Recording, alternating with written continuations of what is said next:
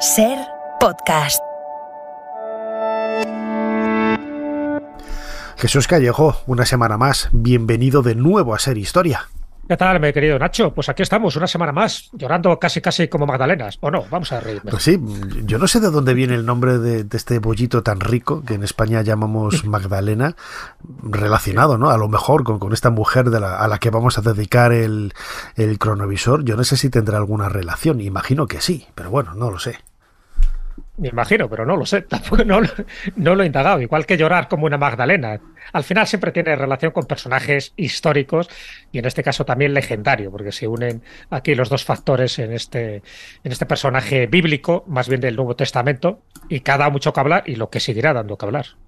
Desde luego, porque a ella ya dedicamos en la etapa con Javier Sierra, al comienzo del cronovisor, un cronovisor cortito dedicado a la Magdalena. Bueno, hablamos un poco también de ese papiro, ¿no?, que salió en su momento, hace 5 años más o menos, en donde pues se daba una serie de pautas históricas que podrían refrendar, o sí o no, según quien lo interpretara, la existencia real de María Magdalena, si fue o no la esposa de Jesús, pero desde luego siempre el papel de las mujeres en el Nuevo Testamento, a pesar de la importancia que tienen en el texto sagrado, la Iglesia parece que las ha dejado de lado, ¿eh?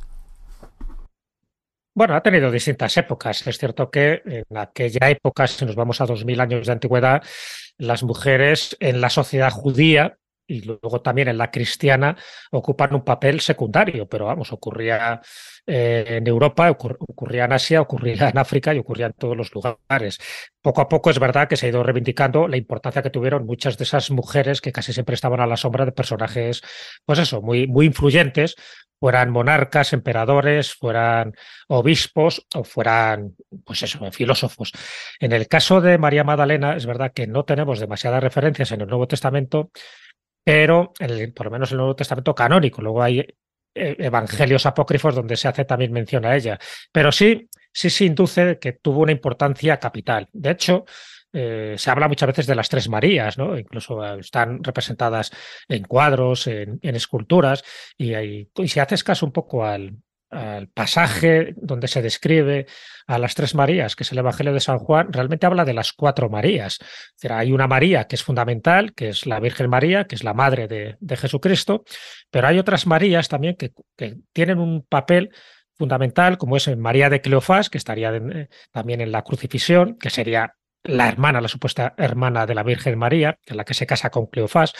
María Salomé, que sería otra de las hermanas de la Virgen y la madre del Santiago el Mayor, es decir, del Santiago Apóstol, el que supuestamente estaría enterrado en Santiago de Compostela, y también sería la madre de Juan. Y por otra parte estaría María Magdalena o María de Betania, como también así se la ha identificado. Es decir, que en el momento de esa crucifixión habría 4 Marías principales y no 3 Marías. Ese protagonismo que tienen las mujeres es mayor de lo que nos han querido demostrar. Y luego, cuando nos vamos a los evangelios apócrifos, y en concreto hablando de María Magdalena, donde ha tenido como distintos avatares, ¿no? Ha pasado de prostituta a santa y ha pasado un poco como una reivindicación femenina a lo largo del tiempo. Y sin embargo, hay que ser conscientes de la época en la que se habla de esta mujer, nacida supuestamente en Magdala, en esta localidad situada muy cerca del lago Tiberíades, y que con el tiempo va adquiriendo distintos perfiles, hasta el punto, y estamos hablando, fíjate, de épocas muy recientes, hasta el punto de que, por ejemplo, Juan Pablo II la llegó a nombrar apóstol de los apóstoles. O sea, el apóstol de los apóstoles, esto es un título que no todo el mundo tiene y que yo sepa es la única mujer que ha tenido este título, esta dignidad, esta prevalencia y sobre todo este carisma. Sé que, claro, María Magdalena ocupa muchísimos elementos dentro de su biografía, incluido la parte, pues vamos a llamarla con un poco más novelesca, más literaria, la de sangre real, en fin, si tuvo descendencia, si estuvo casada con Jesús, etcétera, etcétera. Bueno, todo esto un poco, si quieres, lo vamos analizando, pero desde luego es un personaje para mí muy fascinante por la cantidad de variantes que tiene, tanto las canónicas como las apócrifas, gracias a los evangelios gnósticos de Nag Hammadi, y que a día de hoy pues todavía se sigue cuestionando un poco la figura y hay gente que todavía le sigue extrañando que haya iglesias dedicadas a María Magdalena, cuando María Magdalena solo en Francia tiene más de 200 advocaciones en distintas iglesias y templos, y en España tiene muchísimas más. Es decir, que nunca se ha dudado de la santidad de esta mujer, con independencia del pasado que tuviera. Desde luego que sí, un personaje fascinante, que además solamente por ese elemento extra, ¿no?, de ser mujer, con todos los contratiempos que ello suponía en la cultura judía y a lo largo de la historia del cristianismo, pues lo hace más merecedor, ¿no?, de estar aquí unos minutos una vez más en el cronovisor. Jesús Callejo, tenemos preparado ya el teclado de nuestra máquina del tiempo. ¿Cuál es la fecha que nos propones en esta ocasión para viajar al pasado a conocer más detalles de la vida de María Magdalena? Pues la fecha es el 9 de septiembre de 1279.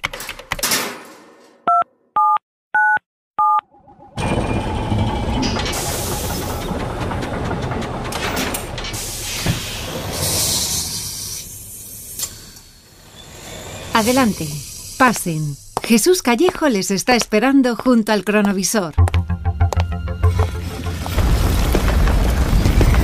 Jesús, siempre me traes a eventos, a momentos sensacionales. Acaban de mover una lápida, han abierto una tumba. ¿Dónde estamos? Bueno, pues estamos en un momento clave dentro de la biografía posterior de María Magdalena, porque es cuando se descubren sus restos. Claro, si esta mujer ya tenía fama de santa, pues lo lógico es que se descubra dónde está enterrada para venerar sus reliquias. En este caso estamos en Saint-Maximin-les-Saints-Baumes, en esta localidad francesa, en la Provenza, y bueno, había rumores desde hace tiempo que debía estar enterrada ahí, ¿no?, que fueron llevados por sus discípulos en su momento, que luego, cuando la invasión sarracena, pues se ocultan los restos para que no fueran profanados. Pasó en Francia lo mismo que también pasó en España, ¿no?, con muchas reliquias, y desde ese momento pues había perdido un poco el rastro. Bueno, pues aquí aparece uno de los personajes claves dentro de esta historia, que es Carlos de Anjou, el futuro rey de Nápoles, y él durante unos días ha tenido unos sueños premonitorios, porque él estaba un poco obsesionado por dónde podían estar los restos de María Magdalena. Y esos sueños premonitorios le indicaban ese lugar en concreto, en esta capilla que ya estaba en esta localidad francesa, pero con paradero desconocido. Bueno, pues manda a excavar bajo esta pequeña capilla, y efectivamente, excavando, aparece el sarcófago y aparecen los restos de la santa, donde habrían sido escondidos por unos monjes para protegerlos de la invasión de los sarracenos siglos atrás. Y lo más interesante es que junto con los huesos aparecen textos, claro, porque eso sirve un poco para ubicar, ¿no? Hay un papiro con una inscripción muy llamativa, porque te está diciendo el año en el que supuestamente fueron enterrados estos restos. El año era el año del Señor, como dice el papiro, del 710.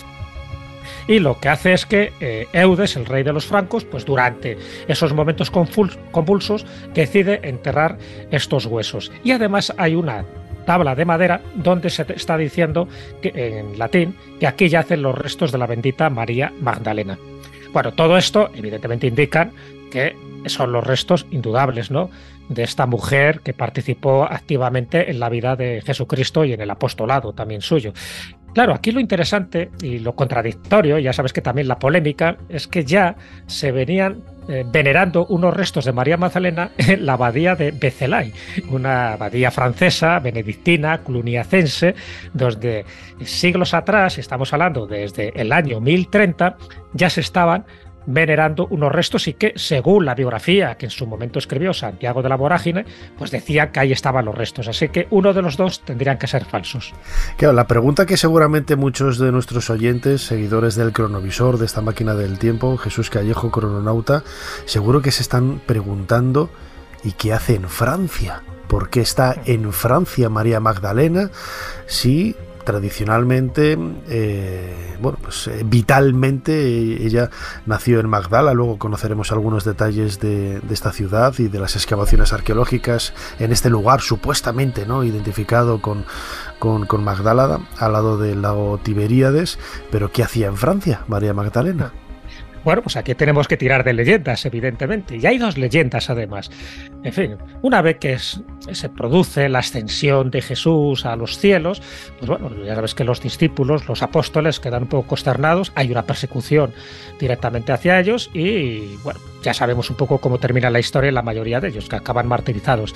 En el caso de María Magdalena también estaba señalada, ¿no? Estaba señalada como una de las discípulas preferidas. Y entonces hay que buscar esas tradiciones. Hay dos. Las dos básicas, una es una tradición ortodoxa, una tradición que mantiene la Iglesia griega, y dice que María Magdalena se retira a Éfeso junto con la Virgen María y junto con el apóstol San Juan. De hecho, en Éfeso hay una casa de la Virgen, en fin, que se descubrió además gracias a unas revelaciones de Ana Catalina Emmerich, también muy curioso, ¿no? Todo el procedimiento arqueológico y pseudocientífico, pero bueno, el hecho es que excavan y encuentran la casa de la Virgen María, donde supuestamente pasó los últimos años allí. Ya sabes que hay otra tradición que dicen que la Virgen María murió en Jerusalén. Bueno, pues los que mantienen que murió en Éfeso fue acompañada del apóstol San Juan y fue acompañada María Magdalena. Allí se tira María Magdalena el resto de su vida, hasta que muere, se la entierra en Éfeso, en la actual Turquía, y en el año 886 sus reliquias fueron trasladadas a Constantinopla, donde se conservaría pues prácticamente hasta la actualidad, porque dicen que allí también tendrían parte de estas reliquias, ¿no? Esto es un poco lo que comenta Gregorio de Tours en una de sus obras. Vale, esa es la teoría, por decirlo así, menos aceptada. La otra, como ves aquí no aparece Francia por ninguna parte. La otra, en fin, la más divulgada y sobre todo un poco la más atractiva en cuanto a novela, ¿no? Y la más transgresora también, ¿no? Desde el punto de vista claro, literario y sí, desde el punto de vista del gran público, ¿no? Exactamente, y la que más juego ha dado a estos niveles, ¿no? Tanto en películas como en relatos. Bueno, lo que dice es que María Magdalena, en este caso ya identificada como María de Betania, la acompaña, bueno, hacen un viaje, claro, un viaje de huida prácticamente, de exilio. ¿A dónde? Pues directamente a la zona que ellos consideraban que era más pacífica, o por lo menos donde menos podían ser perseguidas, que era la Galia de aquella época. ¿Con qué iba María Magdalena? Pues sería con su hermano Lázaro, pues sería esta María Magdalena, que es María de Betania, sería la hermana de Lázaro, el que resucitó. Iría con Massimino, que era uno de los 72 discípulos.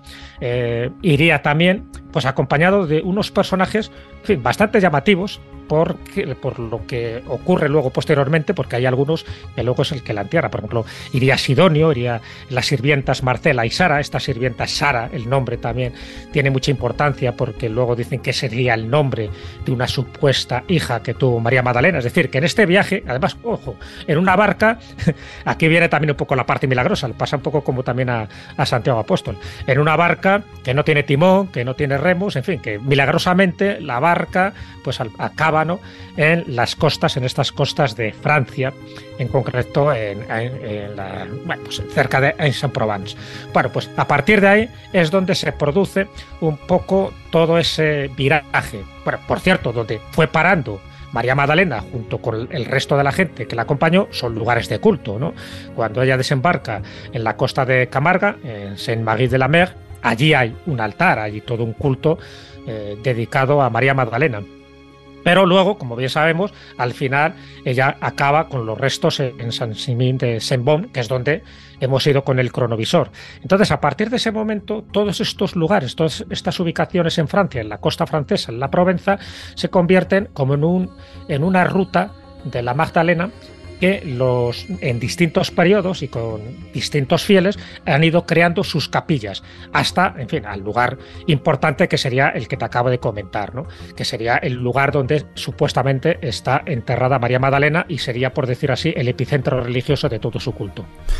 María Magdalena, como dices, recibe el nombre de esa ciudad a orillas del lago Tiberíades. Yo estuve hace unos años allí, he estado en varias ocasiones en Israel, ¿no? Pero en una de ellas tuve la oportunidad de visitar lo que hoy se entiende como Magdala, ¿no?, esa arqueología bíblica tan peligrosa de identificar, o mejor dicho, de buscar, ¿no?, emplazamientos con ese trasfondo sagrado.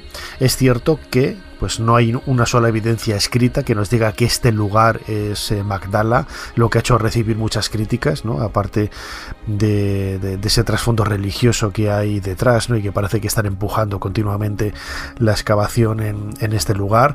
Pero bueno, yo tuve la oportunidad de hablar con el padre José Félix Ortega, un sacerdote español que está trabajando allí en Magdala. Vamos a recuperar de nuestro archivo, porque esa entrevista ya la pusimos hace varias temporadas en Serie Historia, y esto es lo que nos comentaba sobre la identificación, la búsqueda, el hallazgo, la excavación, el trabajo de este lugar en donde podría haber nacido, ¿no?, María Magdalena, y otros grandes personajes del mundo antiguo como Flavio Josefo, por ejemplo, también era de esta localidad, que luego dio a pues una de las referencias escritas más conocidas de la biografía de Jesús. Vamos a escucharlo. Estamos desde el año 2004 estamos en Jerusalén, porque el Vaticano nos encargó llevar la administración de un centro que se llama Notre Dame de Jerusalén para los peregrinos. Y desde que llegamos aquí a la Tierra Santa, tuvimos la inquietud de tener algún otro lugar aquí en la zona junto al lago, porque todos los peregrinos visitan Jerusalén y todos los peregrinos vienen aquí a la zona del lago. Entonces teníamos esa idea de querer tener algo aquí. Y así nos encontramos con unos terrenos, en esta zona donde estamos ahora, estos terrenos donde estamos, con la idea de decir, bueno, vamos a comprar estos terrenos para construir aquí una iglesia. Lo que queríamos era construir una iglesia para conmemorar el ministerio de Jesús en la zona del lago y también tener en el futuro una casa de huéspedes, un hotel para peregrinos. Esa fue la idea. Y eso fue lo que hicimos, compramos estos terrenos y empezamos a construir. Pero cuando empezamos a construir, oh sorpresa, que debajo de donde nuestros pies, debajo aquí, resulta que encontramos arqueología, ¿no? Y nadie esperaba eso. Y voy a decir una cosa primero, que son un poco, ni siquiera lo queríamos, porque lo menos que quieres es encontrarte arqueología porque, ¿verdad? Así es, ¿no? Y no puedes hacer tu proyecto, no has comprado un terreno para buscar arqueología, no, sino con otros fines, ¿no? Lo bueno, eso fue lo malo, vamos a decir sí, pero lo bueno fue que lo que encontramos es algo muy importante, de mucho valor, ¿no? De mucho valor, no solamente desde el punto de vista cristiano, sino desde el punto de vista cultural, histórico, de un patrimonio que tenemos aquí nosotros, ¿no? Entonces, ¿qué es la ciudad de Magdala? ¿Cómo sabemos qué es la ciudad de Magdala? Porque estaba perdida la ciudad de Magdala antigua y la hemos encontrado. El historiador Flavio Josefo, ¿verdad?, que es historiador judío para los romanos, conocido, muy conocido, habla de la ciudad de Magdala y dice que estaba en esta zona, pero otras excavaciones arqueológicas que se habían hecho no habían encontrado. Hay una zona aquí a nuestra derecha, más o menos donde ves hay como una torre, allí que los franciscanos, son propietarios ellos, se habían excavado, pero no habían encontrado nada importante, nada de valor, y por lo tanto, pues nadie sabía dónde estaba Magdala. La ciudad actual de Magdala, Migdal, que está ahí a nuestras espaldas, ¿verdad?, sigue teniendo el nombre, pero nunca se sabía. Hasta que encontramos aquí esta ciudad de Magdala, que es importante no solo para nosotros como cristianos, ¿no?, desde el punto de vista que es la ciudad de María Magdalena, pero es una ciudad muy importante también dentro de la historia del pueblo judío.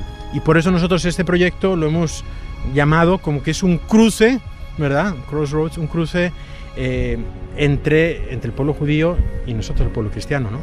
Tenemos que recordar, ¿verdad?, que Jesús era judío y entonces pues el cruce primero está ahí, ¿verdad?, pero sigue siendo para nosotros eso, ¿no? Es por la coincidencia con la descripción de Flavio José, ¿sí?, con lo que se ha encontrado aquí, ¿verdad? En realidad eso es, y el lugar, o sea, que sabía que Magdala estaba aquí, pero no se sabía dónde, ¿no? Con las descripciones de Flavio José en cuanto a la montaña, el Monte Arbel, que está aquí a nuestras espaldas, la cercanía con Tiberíades, entonces aquí, estamos hablando de Magdala, ¿verdad? Por ahora hemos encontrado muchos objetos, ¿verdad?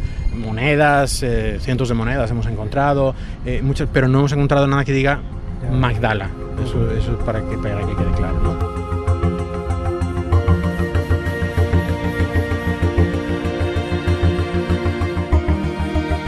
Como decía, toda la arqueología bíblica es un término del siglo XIX que ya prácticamente hoy nadie utiliza, pero que tiene muchos peligros, ¿no? Porque intentar buscar referentes históricos a toda costa, ¿no?, en relación a los escenarios, los lugares donde tradicionalmente se ha desarrollado, ¿no?, la vida de los protagonistas del Nuevo Testamento, en este caso, bueno, pues no deja de tener sus peligros.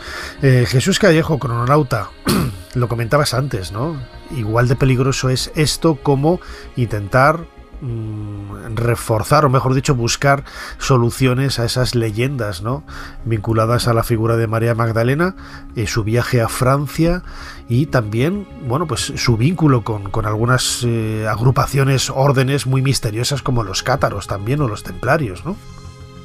Sí, sin ninguna duda, claro. En el momento que ubicamos ya a María Magdalena en esta zona de la Provenza, en fin, muy cerca de Marsella, pues claro, es una zona de cátaros. En la Edad Media ya sabemos que la primera cruzada que existe, la cruzada albigense de cristianos contra cristianos, pues se produce en esa misma zona. Por supuesto, el culto a María Magdalena ya estaba extendido y qué duda cabe que se le relaciona también a María Magdalena con el tesoro cátaro. Posteriormente, si nos vamos a toda la historia de Berenguer Saunier, acuérdate de Res Le Chateau, es curioso que dedique una iglesia a María Magdalena. Entonces dicen que ahí estaría enterrado ese supuesto tesoro cátaro, también relacionado con los templarios, etcétera, etcétera, etcétera. Y luego también con una organización secreta que era el Priorato de Sion, en el que se hizo eco sobre todo Dan Brown, ¿no?, en el Código da Vinci, pero luego se demostró que el Priorato de Sion no existió, que no había grandes maestres como Leonardo da Vinci y que por supuesto no estaban preservando el secreto de los secretos, que era el linaje sagrado, que sería la sangre real, que sería etimológicamente el auténtico grial, la descendencia de Jesús de Nazaret con María Magdalena. En fin, toda esta paranoia, desde mi punto de vista, porque no tiene ninguna credibilidad, no tiene ninguna base real, no tiene ninguna base histórica, pero sí ha servido para que muchas novelas, muchos libros de ensayo, como El Enigma Sagrado, pues se hicieran eco de todo esto. Claro, estamos hablando de una zona pues muy atractiva, muy conflictiva, como era esta zona de los cátaros, de la Provenza y de Marsella, y sobre todo por relacionado con cuevas, como la cueva de Saint-Bon, donde supuestamente fue enterrada originalmente María Magdalena, y de ahí surge un poco ese culto. Pero claro, a la vez que surge el culto, surgen pues muchísimas historias tergiversadas, inventadas, exageradas, y una de ellas, por supuesto la más atractiva, porque son varios libros los que se hicieron eco de esta circunstancia, fue ni más ni menos que la descendencia que pudo haber tenido María Magdalena. Y esa descendencia además tiene nombre, que sería Sara, la hija Sara, hasta el punto, agárrate, Nacho, de que... Me agarro, aquí estoy bien agarrado a la silla.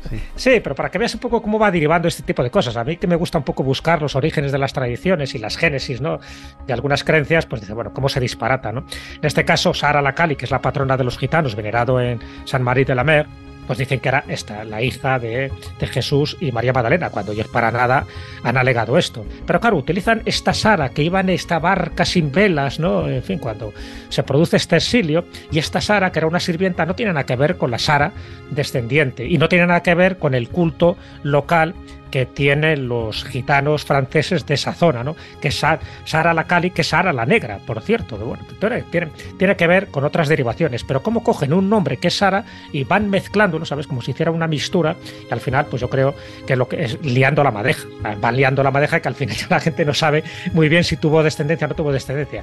Para mí no, vamos, yo lo que he leído, en fin, y algo me he empapado de toda esta historia, todas las obras que hacen mención a esta supuesta descendencia, estoy hablando del Enigma Sagrado, estoy hablando de la revelación de los templarios, estoy hablando de la obra de Peter Berlin, por ejemplo, la de Los Hijos del Grial, estoy hablando de Dan Brown, o estoy hablando incluso de la obra de Margaret Starby, que se titula María Magdalena, la esposa de Jesús. Pues desde mi punto de vista, ninguno tiene ninguna base real. Claro, es un tema muy polémico, ¿no? La figura de Jesús, a nadie se le pasa por la cabeza que un judío del siglo I pues no estuviera casado, ¿no?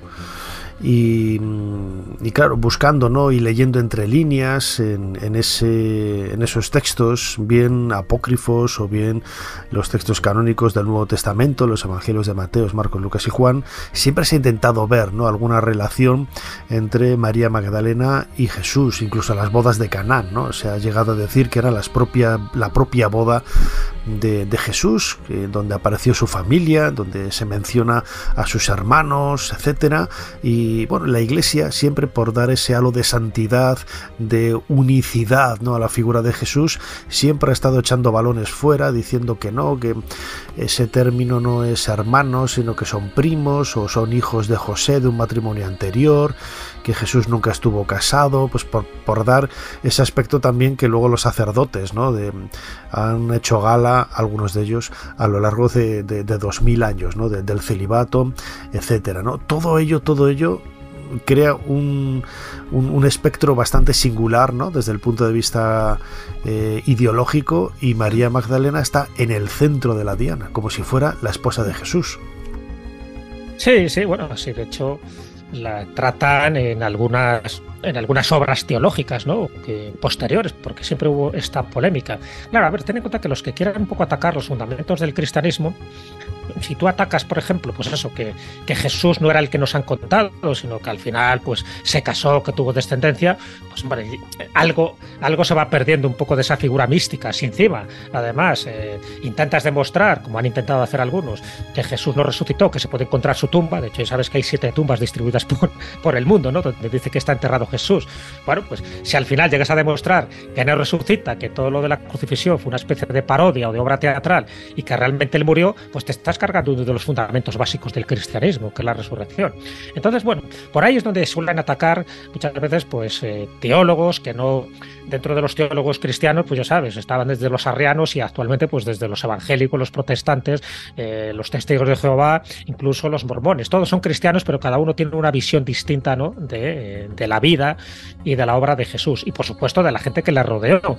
De hecho, también se ha hablado, ¿no?, de que en la última cena Juan, el discípulo amado, en fin, ese que su cabeza queda recostada en el hombro, dicen que no es realmente San Juan, sino que sería María Magdalena. En fin, que todo eso es lo que hace un totum revolutum. Quizás el último revuelo apareció hace casi 5 años con un papiro de un evangelio apócrifo en donde... No, fue descubierto en el 2012, Nacho. El 2012 fue descubierto en la Universidad de Harvard. O sea, que ha pasado ya más de 10 años. Sí, pero digo que la polémica salió por la investigación que fue publicada hace relativamente cuando pocos se dio a años. conocer falso, ¿no? Sí. Sí. Y entonces, pues Karen King, esta mujer, ¿no?, sacó a la luz el hecho de que podría ser un papiro que demostrara ese vínculo más allá de lo afectivo entre Jesús de Nazaret y María Magdalena. Vamos a tomar de nuestro archivo esa voz de Javier Sierra, hablando precisamente de este papiro tan insólito que luego, al parecer, se ha demostrado que era falso. Bueno, la doctora King no es una experta cualquiera en este tema. Ella tiene la cátedra Hollis de la Escuela de Teología de Harvard. Es una mujer muy prestigiosa, autora de muchos libros sobre la historia del cristianismo, y que de alguna manera presentando ese papiro a la comunidad científica en un congreso internacional tan importante como el que se estaba celebrando en esos días en el Vaticano, se estaba jugando su prestigio, ¿no? Muchos fueron los conferenciantes y los expertos que se acercaron en las horas y días inmediatamente posteriores a este anuncio para pedirle más información sobre la procedencia del papiro. Y ella lo único que podía decir es que el papiro había sido comprado por un coleccionista anónimo hacía ya años, que había dado ciertos tumbos por algunas universidades y que nunca había sido aislado y traducido en su integridad, ¿no?, y que por eso había pasado desapercibido. Aquello mosqueó a muchos de los expertos porque tan importante es la evidencia arqueológica en sí, tú lo sabes muy bien, como poder contextualizarla, saber en qué estrato, en qué lugar, en qué biblioteca o en qué depósito ha estado durante tanto tiempo. Estamos hablando, por tanto, de un documento que se escribe supuestamente en el siglo IV de nuestra era y que hasta el siglo XXI desaparece. No tenemos la línea de tiempo, ¿no?, que pueda rastrearse. De hecho, Karen King publicó varios, lo que se llama en el argot científico, varios papers, varios trabajos en revistas científicas de la Universidad de Harvard que, en fin, digamos que consolidaban la naturaleza positiva del hallazgo.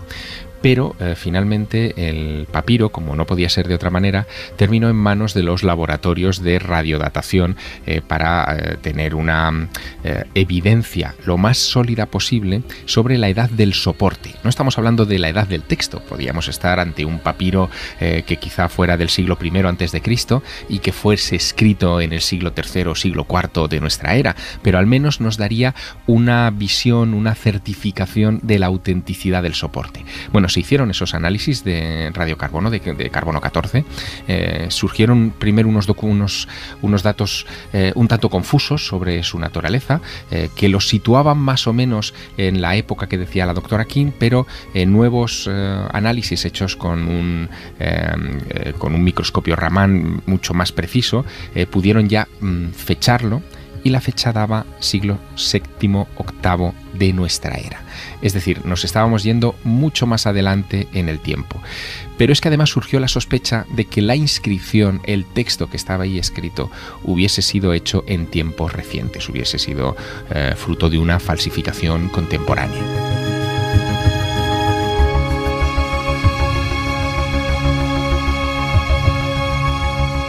Jesús Callejo, crononauta, la figura de María Magdalena no deja indiferente absolutamente a nadie, ¿no? Y ni siquiera incluso a los falsificadores, ¿no? de antigüedades, que unos, Karen King, yo no sé lo que seguirá diciendo, ¿no? Pero hay mucha gente que sigue defendiendo la autenticidad de este papiro, otros dicen que es falso, o sea, letras nuevas escritas sobre un papiro antiguo. Hay mil formas, ¿no?, de recrear todo esto. Yo no soy experto, no soy filólogo ni epigrafista de griego ni nada parecido, y me fío un poco de lo que dicen los expertos, ¿no? Sí, bueno, fíjate que se habla de papiro y prácticamente lo que se conserva es como una tarjeta de visitas. Es un recuadro ahí muy pequeñito, pero bueno, ese recuadro sí que se habla de la esposa, se habla de María Magdalena. De hecho, se le tituló pomposamente, ya sabes, a nivel mediático, el Evangelio de la esposa de Jesús, sabes tú. El Evangelio es un trocito de nada. Pero bueno, un poco en la línea, es decir, si al final se demuestra lo que hemos escuchado, ¿no?, a Javier Sierra, que es una falsificación y que procede como mínimo del siglo VII, o sea que, bueno, no tiene nada que ver con la época de Jesús. Pero no es el único caso, ¿no?, donde intentan atribuir ese supuesto enamoramiento y luego boda con María Magdalena. De hecho, si nos vamos ya directamente a los evangelios apócrifos y también a los gnósticos, pues ahí sí que encontramos una serie de evidencias muy llamativas, ¿no? No tanto en el evangelio de Pedro, en este evangelio apócrifo, porque bueno, solo habla un poco de María Magdalena en su papel como testigo de la resurrección de Jesús, pero si nos vamos a dos que aparecieron en Az-Hamadí en 1945, sí que en Egipto, siempre hay que mencionar Egipto, claro que sí. Hombre, en Az-Hamadí, evidentemente, hombre, es evidente, ¿no?, que aquí Egipto ocupa un papel fundamental en cuanto al desciframiento de estos datos ocultos que revelan un poco más la personalidad de María Magdalena. Entonces hay dos de esos evangelios, que es el evangelio de Tomás y el evangelio de Felipe, donde sí nos dan una serie de datos, porque eso sí que está comprobado que son auténticos, son reales estos evangelios, sí nos dan una serie de datos muy significativos sobre María Magdalena. En el caso del evangelio de Tomás, pues aparece mencionada como discípula muy cercana a Jesús, ¿no?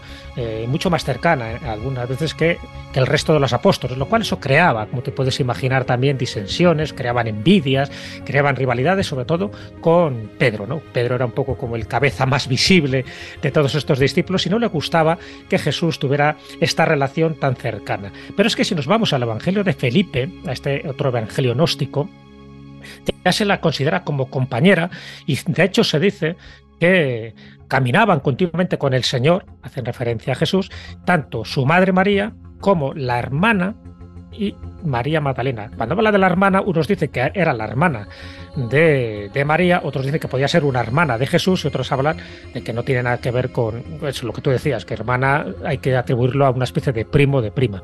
Y también iría Magdalena. Magdalena la designa como su compañera, y en uno de los pasajes polémicos de este evangelio de Felipe dice que solía besarla en la boca a menudo.